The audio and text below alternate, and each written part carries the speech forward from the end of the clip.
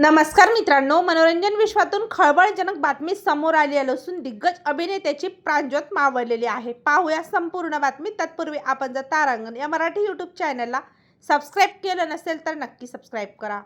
मनोरंजन विश्वातून दुःखद बातमी समोर आलेली असून ज्येष्ठ अभिनेते जेम्स हँडी यांची दुर्दैवी हत्या करण्यात आलेली आहे. 3 जून 2024 रोजी अभिनेत्याचा मृत्यू झालेला आहे. जेम्स हँडी यांच्या गर्लफ्रेंडच्या मुलाने अभिनेत्यावर वार करून त्यांना संपवलेला आहे. मिळालेल्या माहितीनुसार जेम्स हँडी यांनी वयाच्या 81व्या वर्षी अखेरचा श्वास घेतला.